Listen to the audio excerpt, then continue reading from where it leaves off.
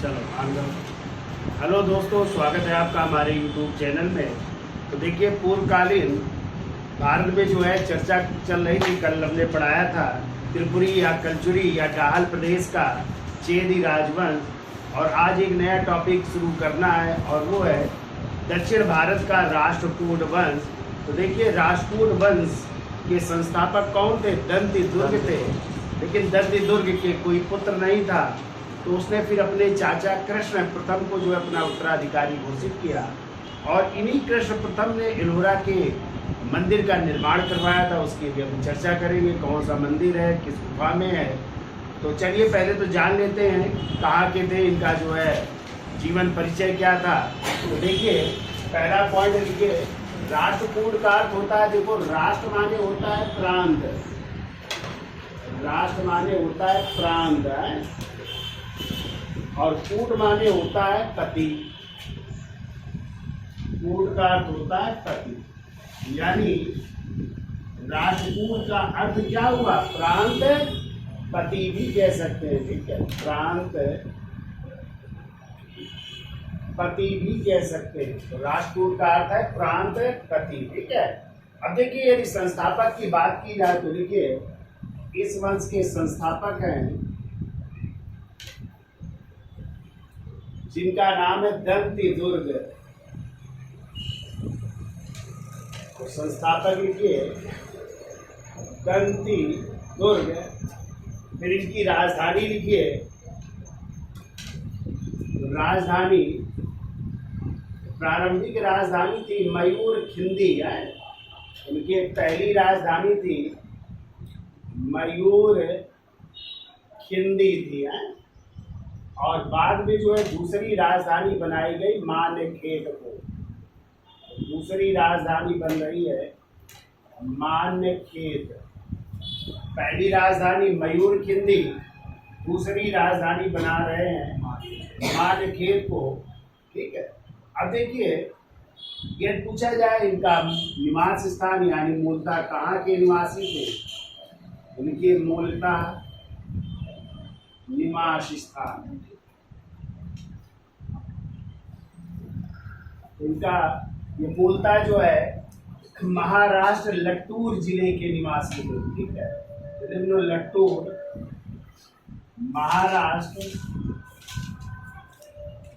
एवं कर्नाटक का भाग था, ठीक है।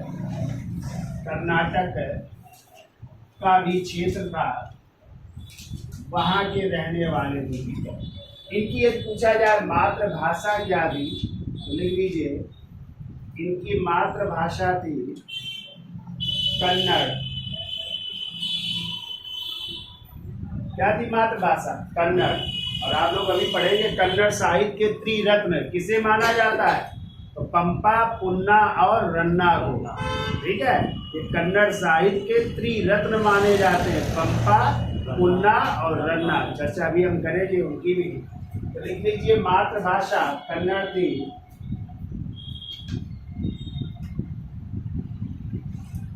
अब देखिए, जानकारी के स्रोत क्या क्या हैं, इससे हमें जो है राष्ट्रकूट वंश की जानकारी मिलती है। तो जानकारी के स्रोत, तो जानकारी के स्रोत पहला लिखो, राधनपुर अभिलेख। राधनपुर अभिलेख है। दूसरा लिखिए सज्जनपुर अभिलेख।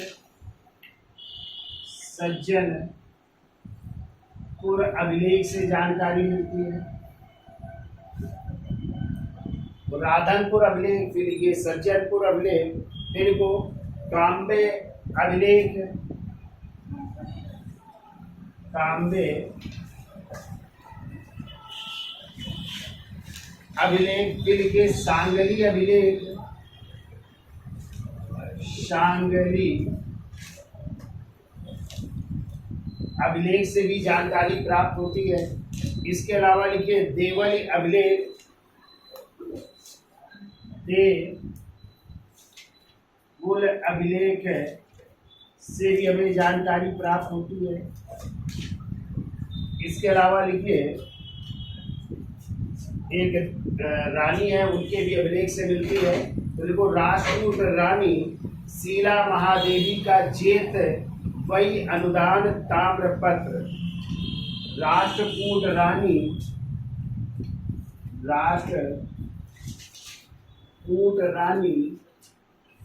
शीला महादेवी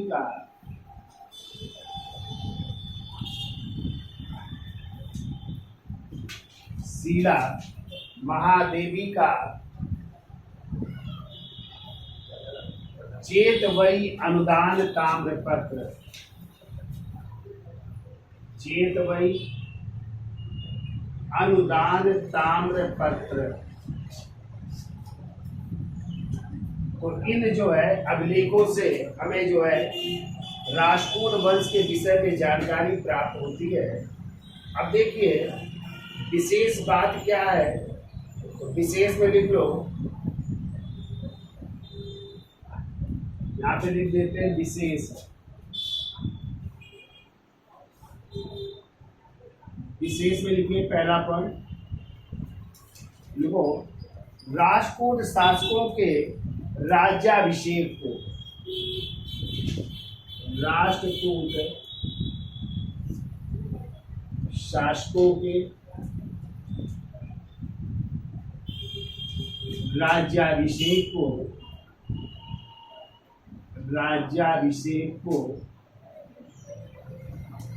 राष्ट्रकूट अभिलेखों में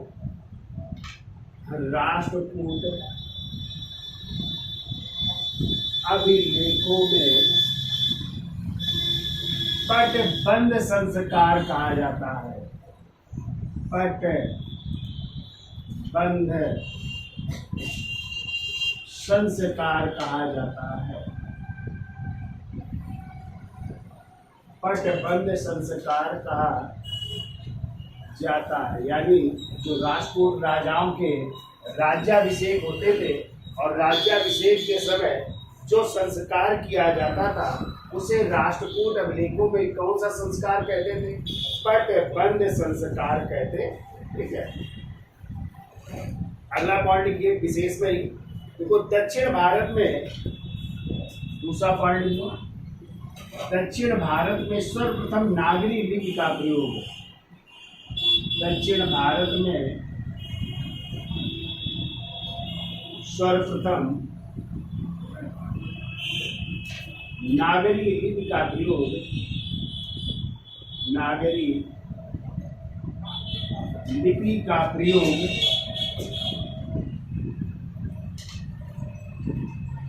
नागरी लिपि का प्रयोग सर्वप्रथम दंती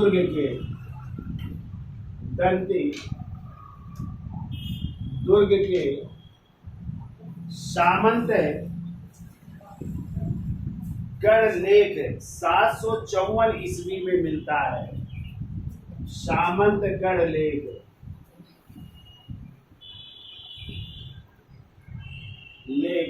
और ये है 754 ईस्वी का, 754 ईस्वी से मिलता है।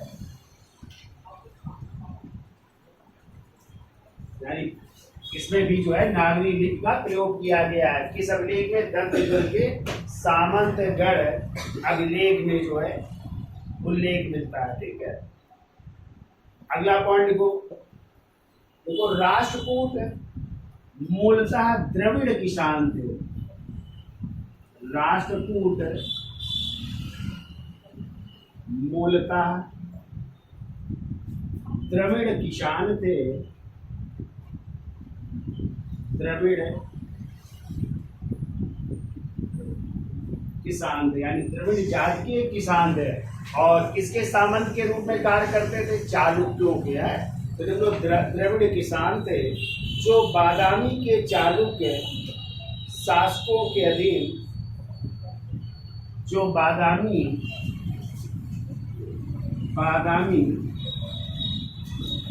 के चालुक्य शासकों के अधीन, चालुक्य शासकों के अधीन प्रशासनिक अधिकारी थे। प्रशासनिक अधिकारी हुआ करते थे पहले, प्रशासनिक अधिकारी थे। इतना नोट कर लीजिए पहले।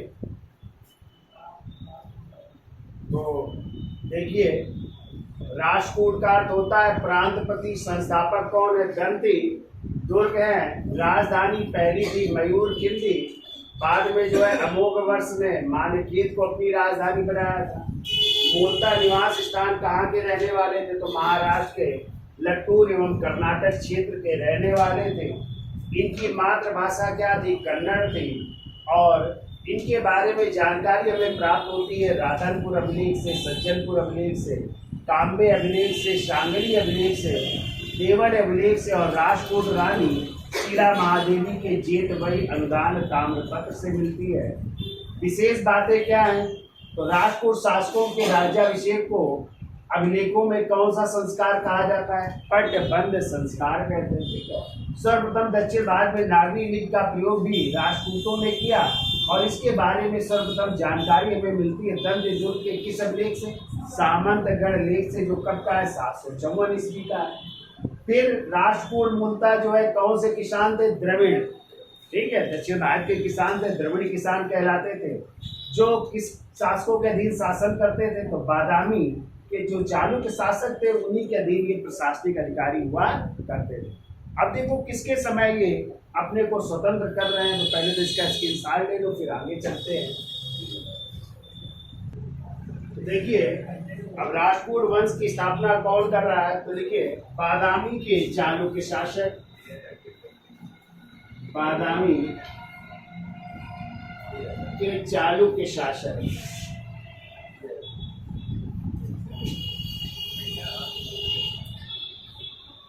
देखो, बादामी के चालुक्य शासक विक्रमादित्य द्वितीय के सामंत,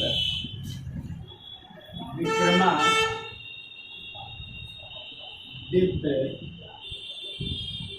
द्वितीय के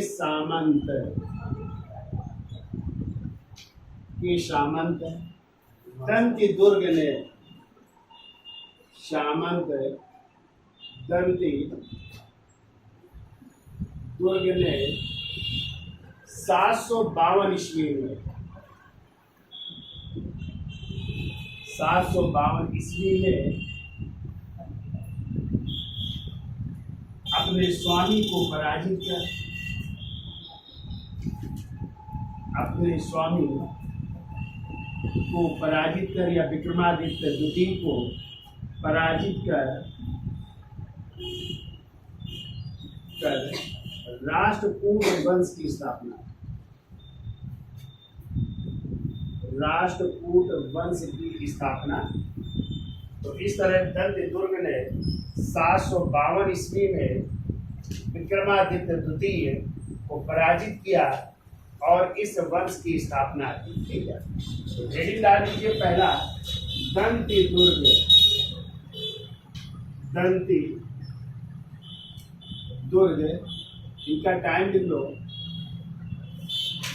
752 से लेकर के 756 ईस्वी, 752 से लेकर के 756 ईस्वी। अब इसकी उपाधि लिख लो, दंतदुर्ग ने कौन कौन सी उपाधियां धारण की? उपाधि लिखिए, पहली तो लिखो महाराजा धीराज, महाराजा धीराज। दूसरी लिखिए परमेश्वर की उपाधि, महाराजा धीराज, परमेश्वर। लिखो पृथ्वी बल्लभ, पृथ्वी बल्लभ। और चौथी लिख लो खड्गावलोक, खड्गावलोक की उपाधियां धारण की थी।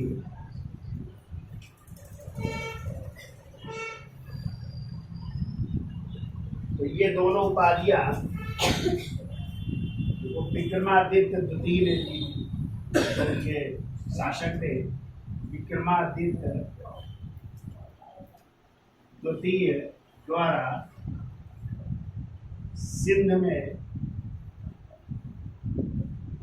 अरबों को हटाने पर, तो सिंध में जो है अरबों को हटाया था, इस कारण जो है विक्रमादित्य द्वितीय ने इसको पृथ्वी बल्लभ और खड्गावलोक की उपाधि धारण या उपाधि प्रदान की थी। ठीक है, अगला पॉइंट देखो, सज्जन ताम्रपत्र के अनुसार, सज्जन ताम्रपत्र के अनुसार दंती दुर्ग ने मालवा के प्रतिहारों को हराकर उज्जैनी पर, दंती दुर्ग ने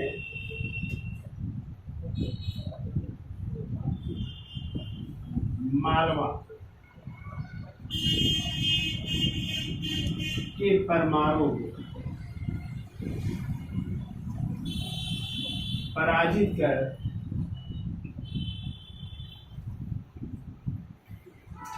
मालवा के परमारों को पराजित कर उज्जैनी पर अधिकार कर, उज्जैनी पर अधिकार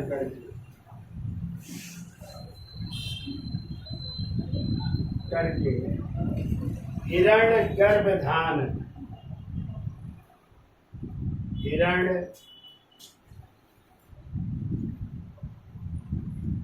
गर्भधान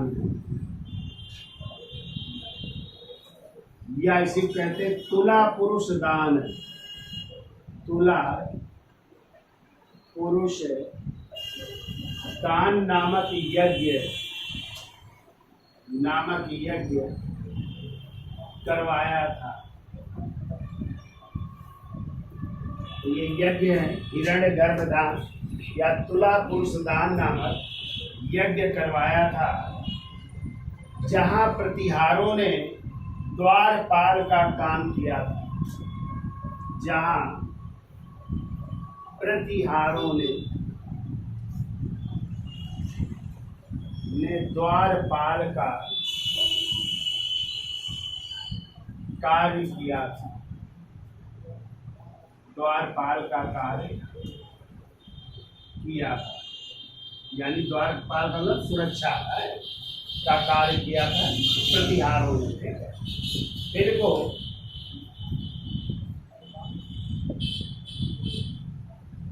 दंती दुर्ग ने एलोरा में, दंती दुर्ग ने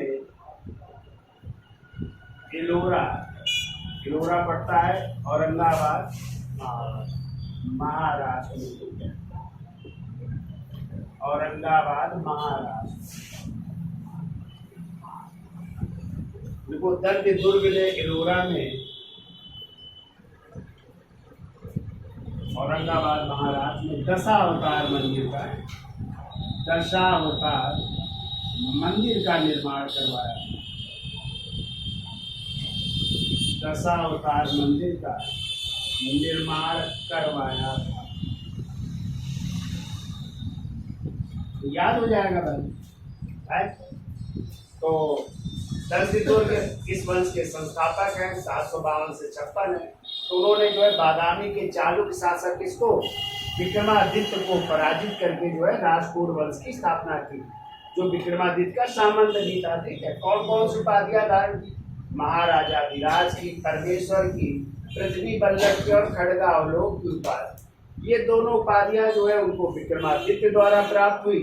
किस विजय पर, तो सिंध में अरबों को हटाने पर। ठीक है, कहते हैं सज्जन ताम्रपत्र है, उससे जानकारी मिलती है कि दंती दुर्ग ने मालवा के जो है परमार शासकों को पराजित करके उज्जैनी पर अधिकार कर लिया और हिरण्य गर्भदान या तुला पुरुष दान नामक यज्ञ को संपन्न करवाया था, यज्ञ करवाया था, जहाँ पे प्रतिहारों ने या गुर्जर प्रतिहारों ने काय का द्वारपाल का कार्य किया था। ठीक है, फिर दंती दुर्ग ने एलोरा में कौन से मंदिर का निर्माण करवाया, दशावतार मंदिर का निर्माण करवाया। अब कहते हैं इसके कोई पुत्र नहीं था, निसंतान था। तो इसने अपने चाचा, और चाचा का नाम था कृष्ण प्रथम, तो कृष्ण प्रथम को अपना क्या घोषित किया, उत्तराधिकारी घोषित किया। और यही कृष्ण प्रथम होंगे जिन्होंने एलोरा के प्रसिद्ध कैलाश मंदिर का निर्माण करवाया था, जो किस गुफा संख्या में है, 16वीं गुफा संख्या में। तो एलोरा में टोटल गुफाएं हैं 34। कितनी गुफाएं हैं, 34। और यहाँ पे 3 धर्मों का समन्वय है, ठीक है। कौन से 3 धर्म है, तो 1 से 12 तक गुफा वो बौद्ध धर्म से संबंधित है, ठीक है। 13 से 29 तक गुफा वो ब्राह्मण धर्म, और ब्राह्मण धर्म में ही आ जाते हैं वैष्णव और शैव, तो दोनों धर्मों से संबंधित है। फिर 30 से लेकर के 34 जो 5 गुफाएं हैं बाद की, वो जैन धर्म से संबंधित है। तो कभी आ जाए एलोरा में किन धर्मों का समन्वय है, तो तीनों धर्मों का समन्वय है, ठीक है। यानी बौद्ध, जैन और ब्राह्मण धर्म। तो 1 से 12 बौद्ध, 13 से 29 तक ब्राह्मण, और 30 से 34 तक जैन धर्म, ठीक है। यानी 17 ब्राह्मण और 17 में ये दोनों, 12 इधर और 5 उधर, ठीक है। 17 बौद्ध और जैन की, और 17 किसकी हो गई, ब्राह्मण धर्म की। तो टोटल 34 गुफाएं। तो 16वीं गुफा है कृष्ण एलोरा का कैलाश मंदिर, ठीक है, जिसको बनवाया था किसने, कृष्ण प्रथम ने। बहुत क्वेश्चन पूछा जाता है। ऐसा बना है कि जो है नीचे से नहीं, ऊपर से पत्थरों को काट करके इसको बनाया गया, एक ही पत्थर को काट करके बनाया गया। तो कभी जाइए तो आप लोग ताजमहल को भूल जाएंगे, वहाँ पे देखिए जा करके किस तरह बना है एलोरा, अजंता की गुफाएं देखिए तो कितनी अच्छी बनाई गई, पहाड़ों को काट काट करके मंदिरों का निर्माण करवाया गया है, ठीक है। तो चलिए हेडिंग डाल दीजिए अब, कृष्ण प्रथम। इसका स्क्रीन शॉट ले दो। तो देखिए दंत दुर्ग के बाद जो है अगले शासक बनते हैं कृष्ण प्रथम, ठीक है। तो एक पॉइंट लिखो, दंत दुर्ग के निसंतान होने के कारण, दंती दुर्ग के निसंतान होने के कारण, निसंतान होने के कारण, कौन, चाचा, और चाचा कौन है, कृष्ण प्रथम, ये शासक बन रहे हैं, ठीक है। तो दंत दुर्ग के निसंतान होने के कारण उनके चाचा कृष्ण प्रथम शासक बने। अब कृष्ण प्रथम ने कौन कौन सी उपाधियां धारण की, तो लिख लीजिए। उपाधि इनकी लिखिए,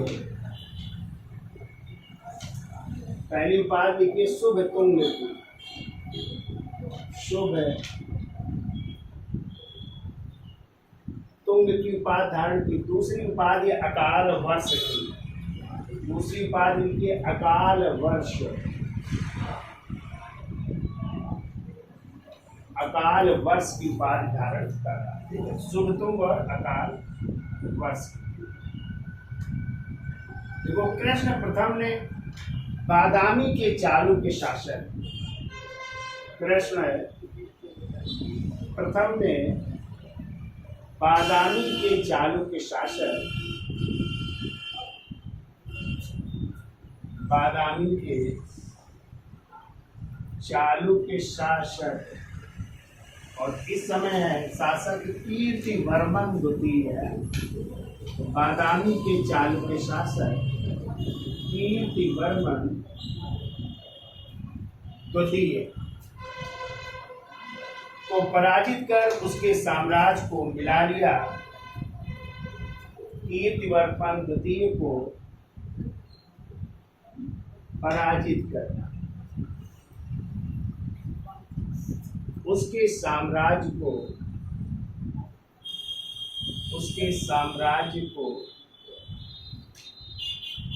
मिला लिया।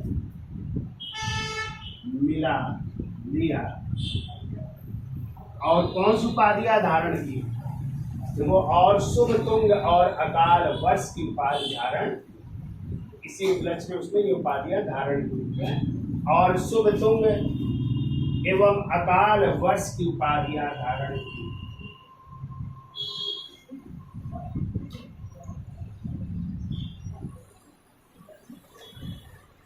अगला पॉइंट लिखो, देखो कृष्ण प्रथम ने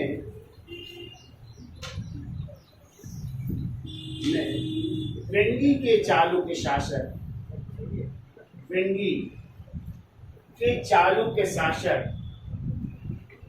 वेंगी के चालुक्य शासक विष्णुवर्धन चतुर्थ को, विष्णुवर्धन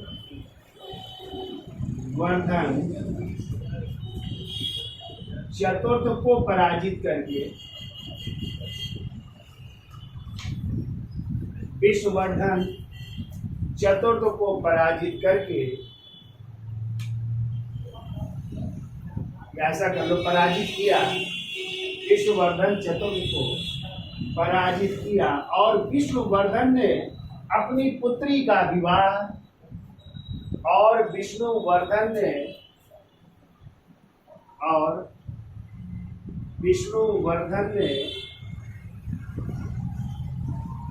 अपनी पुत्री का विवाह, अपनी पुत्री का विवाह कृष्ण प्रथम के पुत्र, कृष्ण प्रथम के पुत्र ध्रुव के साथ कर दिया।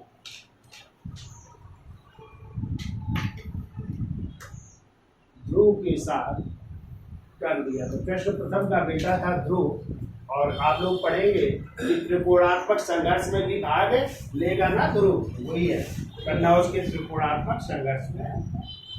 क्या लिखा? कृष्ण प्रथम के पुत्र ध्रुव के साथ कर दिया। अगला पॉइंट को, कृष्ण प्रथम ने ही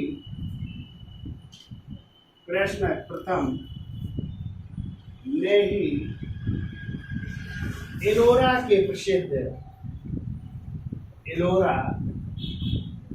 प्रसिद्ध सबसे इंपॉर्टेंट यही पूछा जाता है, एलोरा के प्रसिद्ध कैलाश मंदिर का निर्माण करवाया। कैलाश मंदिर का निर्माण करवाया, कैलाश मंदिर का निर्माण करवाया, जो 16वीं गुफा में स्थित है, जो 16वीं गुफा में स्थित है, यानी एलोरा की 16वीं गुफा में स्थित है। ठीक है, इसका निर्माण करवाया था किसने? कृष्ण प्रथम ने। अब इसके बाद जो है उनका बड़ा बेटा गोविंद द्वितीय गद्दी पर बैठेगा, लेकिन गोविंद द्वितीय को हटा करके फिर उनका छोटा बेटा कौन? ध्रुव अगला शासक बन जाएगा। ठीक है, इतना याद हो जाएगा। क्यों भाई? नंददुर्ग के निसंतान होने के कारण कौन बने? चाचा। और चाचा का नाम क्या था? कृष्ण प्रथम है। कृष्ण प्रथम ने कौन कौन सी उपाधियां शुभ तुम की और अकालवश क्यों धारण की थी? क्योंकि उसने बादामी के चालुक्य शासक कीर्तिवर्मन द्वितीय को पराजित किया और उसके साम्राज्य को अपने साम्राज्य में मिलाकर की उपाधियां धारण की। इसके अलावा कृष्ण प्रथम ने वेंगी के चालुक्य शासक किसको? विष्णुवर्धन चतुर्थ को पराजित किया और विष्णुवर्धन ने अपनी पुत्री का विवाह जो है कृष्ण प्रथम के छोटे बेटे ध्रुव के साथ कर दिया था। ठीक है, और जो इम्पोर्टेंट है वो ये याद रखिएगा कि कृष्ण प्रथम ने ही एलोरा के प्रसिद्ध कैलाश मंदिर का निर्माण करवाया, जो किस गुफा संख्या में है? 16वीं गुफा संख्या में स्थित है। इसका स्क्रीनशॉट ले लो, फिर आगे चलते हैं। तो देखिए, वो कृष्ण प्रथम की मृत्यु के बाद, कृष्ण प्रथम की मृत्यु के बाद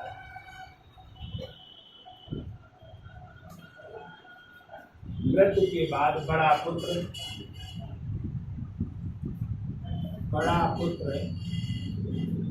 गोविंद द्वितीय शासक बना।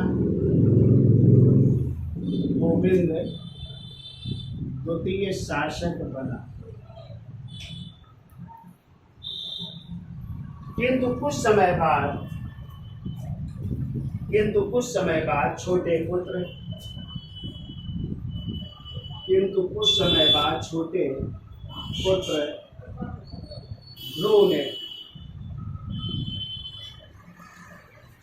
पुत्र ध्रुव ने गद्दी पर अधिकार कर लिया।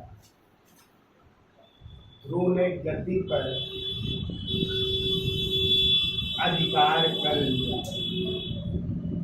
पर छोटा बेटा ध्रुव गति पर अधिकार कर लेता है। तो हेडिंग डाल लीजिए ध्रुव, या इसी को धारा वर्ष भी कहते हैं। तो हेडिंग डालिए ध्रुव या धारा वर्ष भी कह सकते हैं उनको। और इनका टाइम देखो 780 से लेकर के 793 ईस्वी तक, 780 से 793 ईस्वी। अब ध्रुव ने कौन कौन सी उपाधियां धारण की, तो लिख लो इनकी उपाधि में लिखिए। पहली कवि वल्लभ है, कवि वल्लभ है। दूसरी उपाधि लिखिए निरुपम है।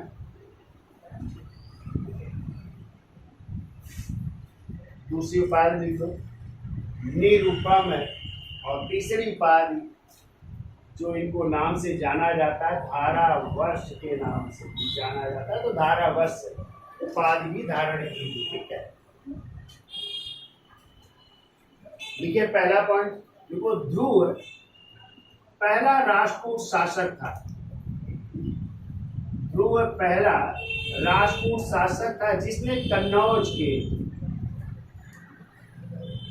कन्नौज के त्रिकोणात्मक संघर्ष में भाग लिया। त्रिकोणात्मक संघर्ष पढ़ के आए हैं ना आप लोग? त्रिकोणात्मक संघर्ष में भाग लिया। तो कौन कौन शक्तियों ने भाग लिया था, जल्दी से बताइए। गुर्जर प्रतिहार, हाँ, परमार क्यों थे? पाल, गुर्जर प्रतिहार, बंगाल के पाल और दक्षिण भारत के राष्ट्रकूट है। तो इन तीन शक्तियों ने कन्नौज की गद्दी प्राप्त करने के लिए आपस में संघर्ष किया था, जिसे कहते हैं त्रिकोणात्मक। तो कौन सा राष्ट्रकूट शासक है? ध्रुव, जिसने कन्नौज के त्रिकोणात्मक संघर्ष में पहली बार क्या किया था? भाग लिया था। और देखो प्रतिहार शासक वत्सराज, प्रतिहार शासक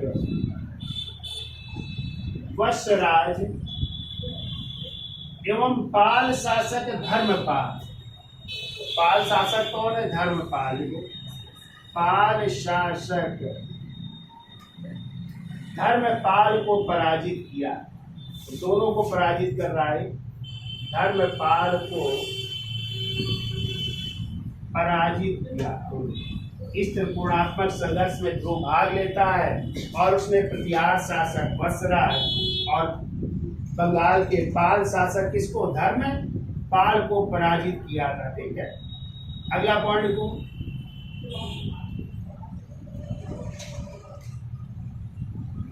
देखो, ध्रुव ने दक्षिण में गंगराज, ध्रुव ने दक्षिण में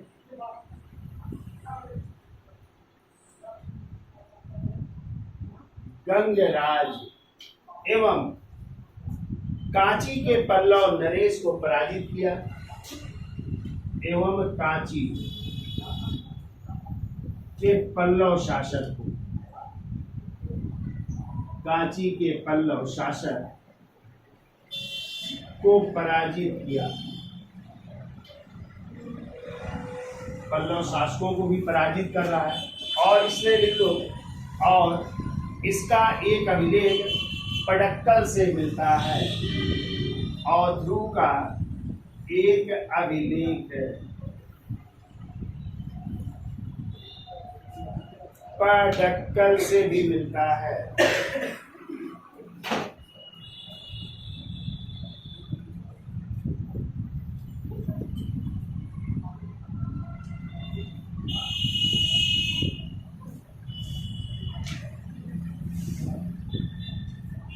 पडक्कल से भी मिलता है।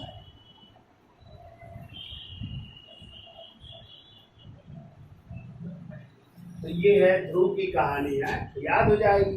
उपाधि है कवि वल्लभ की और निरुपम और धारावर्ष की उपाधि है।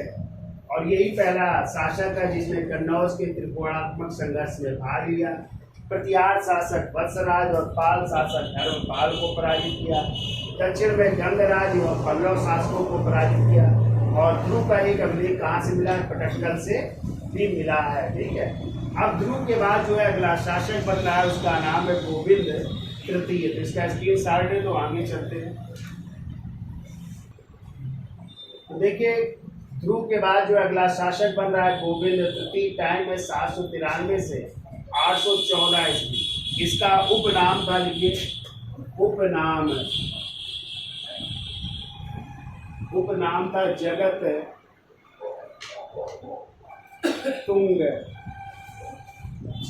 तुंग फर्स्ट के नाम से भी जाना जाता है। ठीक है, इसकी उपाधियां लिख लीजिए।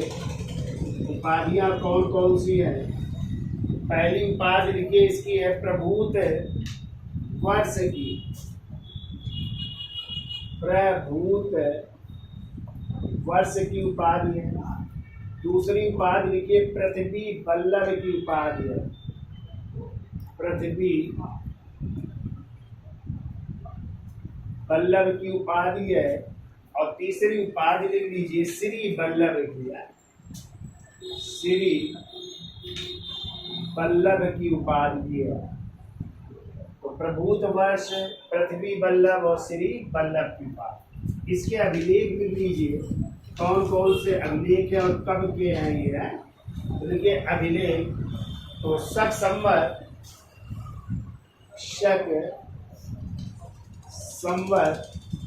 ये 730 के हैं। ठीक है, और यदि इनको ईस्वी में बदलोगे तो 78 क्या कर दोगे?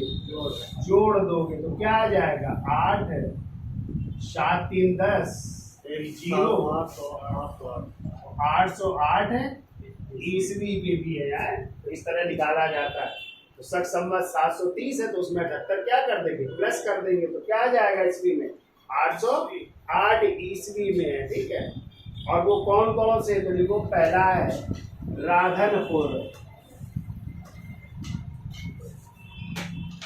राधनपुर अभिलेख, और दूसरा इसका अभिलेख है वाड़ी डिंडोरी अभिलेख है। वाड़ी डिंडोरी अभिलेख। ये दोनों अभिलेख जो है किसके? गोविंद तृतीय के हैं, राधनपुर और वाड़ी डिंडोरी अभिलेख। ठीक है, देखो गोविंद तृतीय के घोड़े लिखित मिलता है। देखो गोविंद तृतीय के घोड़े, गोविंद तृतीय के घोड़े शत्रु देश में पदार्पण किए बिना, शत्रु देश में पदार्पण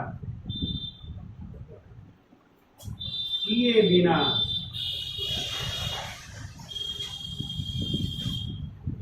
कहते हिमालय तक दौड़ा करते थे। ठीक है, किए बिना हिमालय से कन्याकुमारी तक दौड़ा करते थे।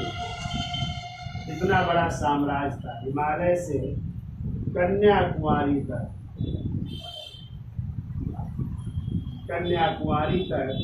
दौड़ा करते थे या दौड़ लगाया करते थे।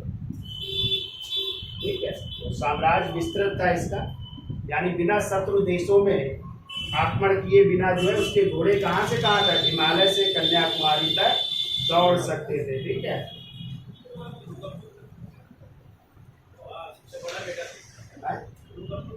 हाँ ये ध्रुव का पुत्र है, तो लिख लेना, लिख लो चाहे। ये ध्रुव का योग्य पुत्र था, लिख लो ध्रुव का योग्य पुत्र है। ये ध्रुव का ही बेटा है, ध्रुव का योग्य पुत्र है गोविंद तृतीय। अगला पॉइंट लिखो, दक्षिण भारत की विजय पूरी करने के बाद, दक्षिण भारत की विजय पूर्ण करने के बाद, दक्षिण भारत की विजय पूर्ण करने के बाद गोविंद तृतीय ने उत्तर भारत में, गोविंद तृतीय ने तृतीय ने उत्तर भारत में गुर्जर प्रतिहार शासक,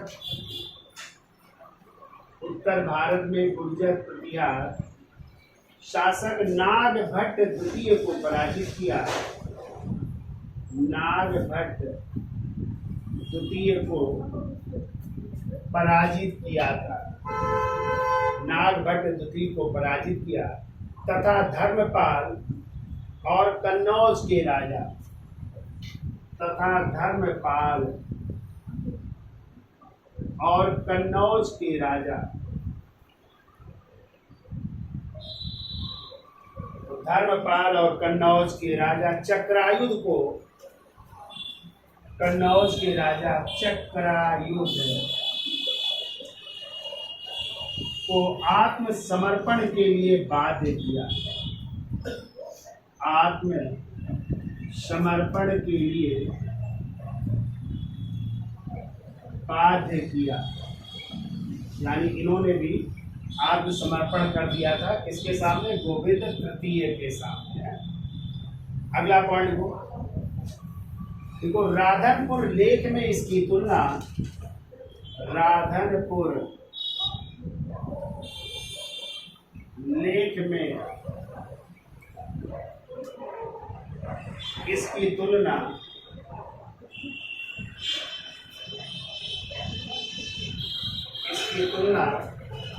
यदुवंशी कृष्ण से की गई है। यदुवंशी राजकुमार या यदुवंशी शासक कृष्ण, भगवान कृष्ण से की गई है।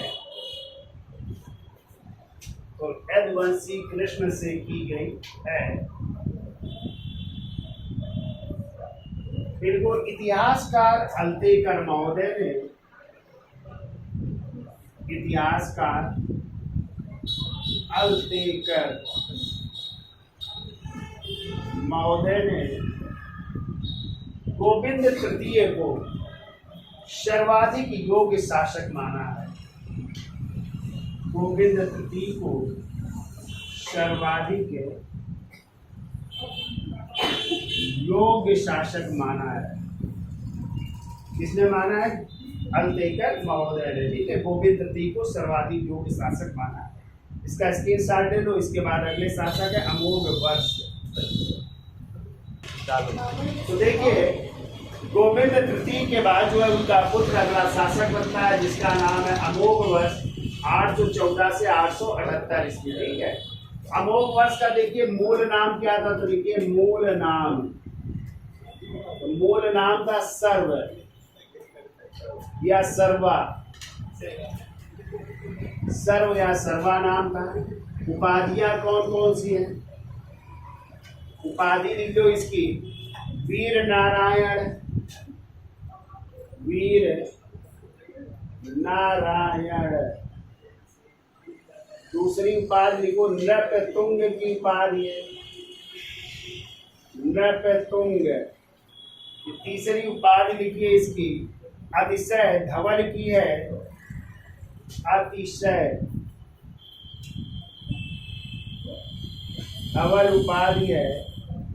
और चौथी उपाधि लिख लो इसकी महाराजा संड की भी है, महाराजा षंड की उपाधि धारण की। ठीक है, अब देखिए इसका जन्म कहाँ पे हुआ था? तो लिख लो, जन्म हुआ था इसका नर्मदा नदी के तट पर, नर्मदा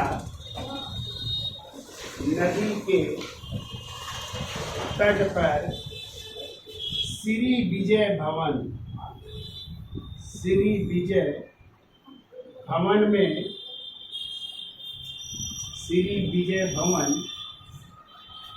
के रण शिविर में हुआ था, यानी युद्ध के मैदान में हुआ था। ठीक है, रण शिविर में, युद्ध का मैदान था नर्मदा नदी में, वहीं पे भवन था श्री भवन या श्री विजय भवन, तो वही के रण शिविर में इसका जन्म हुआ था। ठीक है, इसके सेनापति का नाम था वेंकेश। लिख लो, सेनापति थे वेंकेश, और कहते हैं वेंकेश की सहायता से उसने काफी युद्धों पर विजय प्राप्त की, यानी विद्रोहों को उसने दबाया था। ठीक है, अब देखिए अमोघ वर्ष ने कौन कौन सी किताबें लिखी है, तो पुस्तक लिख लीजिए जो उसने कन्नड़ भाषा में लिखी है। ठीक है, तो पुस्तक लिखिए, पहली लिखिए अमोघ वर्ष की पुस्तक है कवि राजमार्ग। कवि राजमार्ग किस भाषा में है, तो लिख लो कन्नड़ भाषा में। और दूसरी किताब उन्होंने संस्कृत भाषा में लिखी थी और उसका नाम है प्रश्नोत्तर मलिका। प्रश्नोत्तर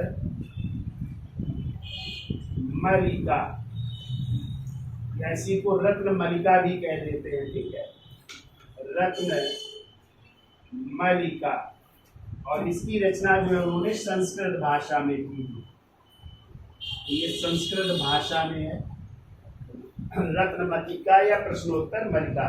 और ये किसकी किताबें हैं, अमोघ वर्ष की किताबें हैं। ठीक है, अब देखो अमोघ वर्ष की राज्यसभा में कौन कौन निवास करते थे, तो देखो राज्यसभा में कई लेखक रहते थे, तो देखिए राज्यसभा में रहते थे। देखो आदि पुराण के रचयिता जिनसेन, आदि पुराण के रचयिता हैं जिनसेन निवास करते थे, जो कि जैन ऋषि भी थे और उन्होंने आदि पुराण लिखा है। इसके अलावा जो है गणित सार संग्रह के रचयिता महावीराचार्य, दूसरी किताब लिखो गणित सार संग्रह के रचयिता महावीराचार्य रहते थे। तीसरी किताब लिखिए और उसका नाम है अमोघ वृत्ति के रचयिता, अमोघ वृत्ति के रचयिता शाकटायन भी निवास करते थे। अमोघ वृत्ति के लेखक शाकटायन भी निवास करते थे। फिर ये अगला पॉइंट देखो, कुछ इतिहासकारों ने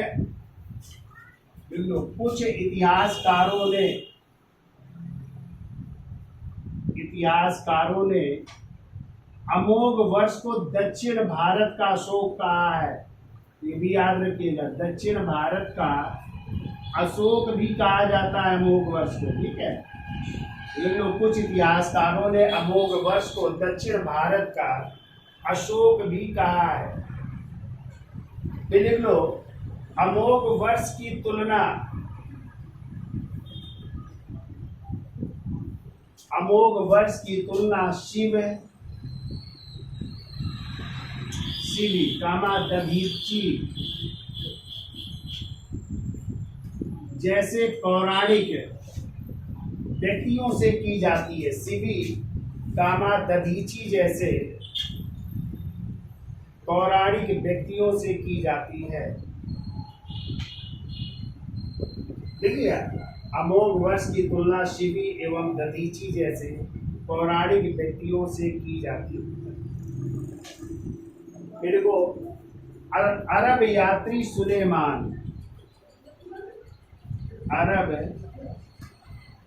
यात्री सुलेमान 851 ईस्वी में अमोघ वर्ष के समय आए थे। अरब यात्री सुलेमान 851 ईस्वी में अमोघ वर्ष के समय अमोघ वर्ष के दरबार में आया था।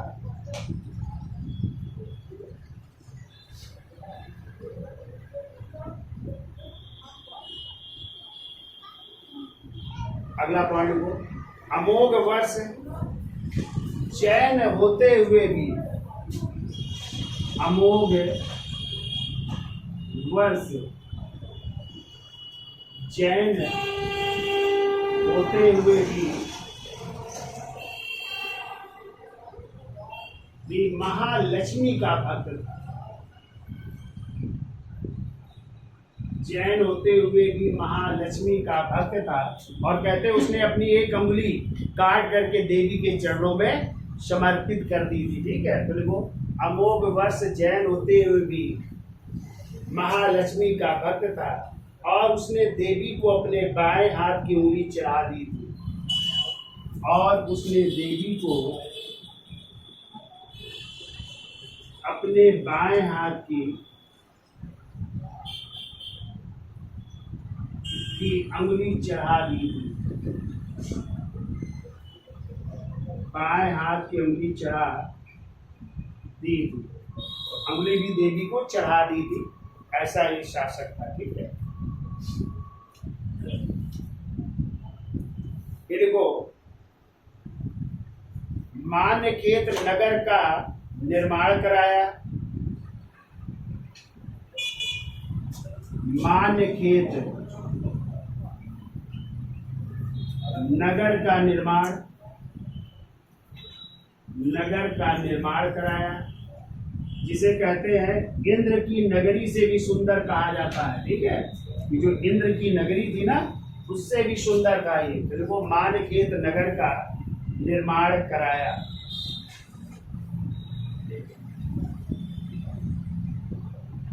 फिर वो अमोघ वर्ष ने अपनी पुत्री चंद्रो बल को रायचूर दुआब की प्रशासिका नियुक्त किया। अपनी पुत्री, क्या नाम है पुत्री का, क्या नाम बताया? चंद्रो बल। चंद्रो बल को रायचूर दुआब की प्रशासिका बनाया। रायचूर दुआब, आगे आप लोग पढ़ोगे कौन सी भूमि का उपजाऊ क्षेत्र था? कृष्णा और तुंगभद्रा को रायचूर दुआब क्षेत्र का की प्रशासिका बनाया या प्रशासिका नियुक्त किया। अपनी पुत्री चंद्रोबल को रायचूर दुआब की प्रशासिका नियुक्त किया। और अंतिम पॉइंट लिख लो, अमोघ वर्ष ने तुंगभद्रा नदी में डूबकर आत्महत्या कर ली। तुंगभद्रा नदी में जल समाधि लेकर प्राण त्याग दिए। तुंगभद्रा नदी में जल समाधि ले लिया, जल समाधि लेकर अपने प्राण त्याग दिए। तुंगभद्रा नदी में अपने प्राण त्याग दिए थे। ठीक है, तो ये कहानी है अमोघ वर्ष की है। तो किताबें याद रखना है। अमोघ वर्ष ने कविराज मार्ग और प्रश्नोत्तर मलिका, एक कन्नड़ एक संस्कृत में, और इसके दरबार में आदि पुराण के लेखक जिनसेन गणित सार संग्रह के महावीराचार्य अमोघ वृत्ति स्वागत आए। कौन आया? सुलेमान आए। और इसने महालक्ष्मी, चूंकि जैन धर्म का था लेकिन महालक्ष्मी देवी का भक्त था, और देवी के चरणों में अपने बाएं हाथ की अंगूठी जो है चढ़ा दी थी। मान्यखेत नगर की स्थापना की, जिसे इंद्र नगरी से भी अच्छा माना गया। पुत्री चंद्रोबल को रायचूर दुआब की शासिका बनाया, और तुंगभद्रा नदी में उसने जल समाधि ले ली। ठीक है, इसका स्क्रीनशॉट ले लो। और अंतिम शासक इंद्र तृतीय की चर्चा कर लेते हैं। तो देखिए अमोघ वर्ष के बाद जो है अगले शासक बने थे कृष्ण द्वितीय। ठीक है, और कृष्ण द्वितीय का ही बेटा था जगतुंग द्वितीय। लेकिन जगतुंग द्वितीय की जल्द ही क्या हो जाती है? मृत्यु हो जाती है। इस कारण जो है कृष्ण द्वितीय ने अपने पौत्र और जगतुंग के बेटे इसको इंद्र तृतीय को उत्तराधिकारी घोषित किया। ठीक है, तो जैसे कि आपको याद होना चाहिए कि कृष्ण द्वितीय का जो टाइम था वो लगभग 880 से लेकर के 900 कितने 14 ईस्वी या 912 भी कहीं कहीं मिलता है, वो था। और फिर इसके बाद कौन बने? इंद्र तृतीय, जिनका टाइम है 914 से 922 या 900 कहीं कहीं 28 भी मिल जाता है, देखते थोड़ा इधर उधर है। तो देखिए इंद्र तृतीय ने कौन सी उपाधि धारण की? तो देखिए इंद्र तृतीय की उपाधि है, इंद्र तृतीय की उपाधि लिख दो राज मार्तंड की। राज मार्तंड की उपाधि है। ठीक है, देखिए 916 ईस्वी की हेमंत ऋतु में, 916 ईस्वी कि हेमंत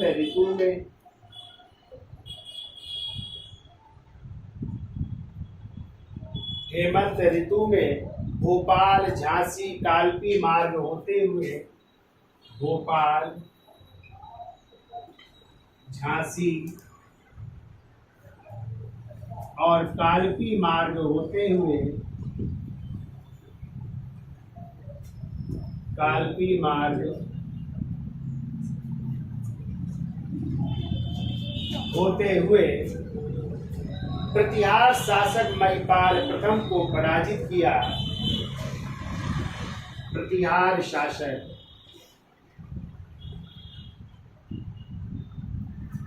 महिपाल प्रथम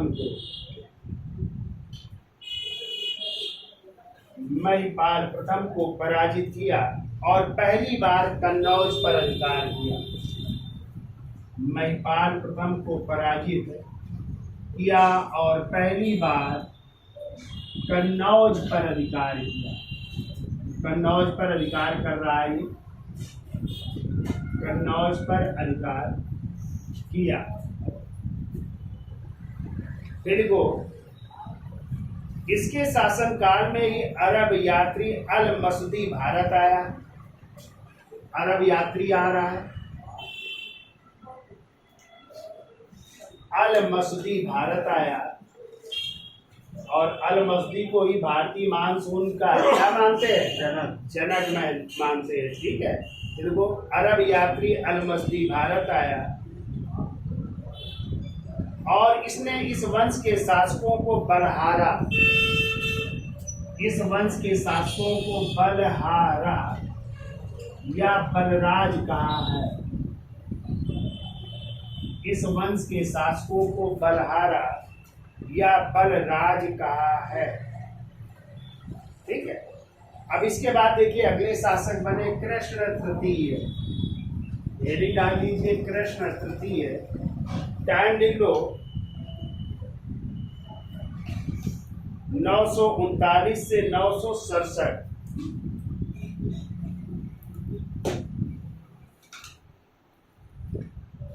939 से 967 ईस्वी। एक पॉइंट लिख लो इसमें, देखो 950 में तक्कोलम के युद्ध में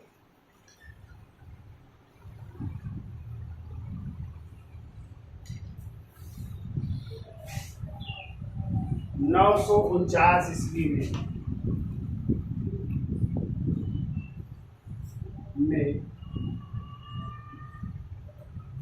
949 ईस्वी में तक्कोलम के युद्ध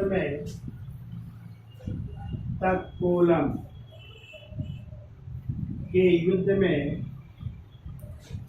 चोल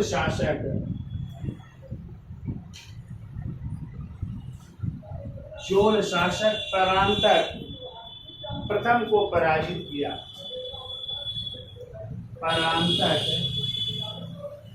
प्रथम को पराजित किया। तो ये युद्ध याद रखना, तक्कोलम का युद्ध जिसमें चोल शासक परांतक प्रथम पराजित हो रहे। ठीक है, फिर लिख लो एक और शासक हुए थे इंद्र चतुर्थ। टाइम थोड़ा इनका क्लियर नहीं है और कहते हैं इंद्र चतुर्थ ने भी संलेखना विधि द्वारा अपने प्राणों को त्यागा था। जैसे चंद्रगुप्त मौर्य ने नहीं त्यागे थे, वैसे ही संलेखना विधि द्वारा प्राणों को त्यागा, यानी उपवास द्वारा शरीर का त्याग किया। ये भी पूछा जाता है कौन राष्ट्रकूट शासक था जिसने संलेखना विधि या निषेधी विधि, ऐसी को आज संहारा कहते हैं, विधि द्वारा अपने प्राणों को त्यागा था। वो थे इंद्र चतुर्थ। ठीक है, फिर इन लोग अगले शासक है कर्क द्वितीय 972 से 974 ईस्वी।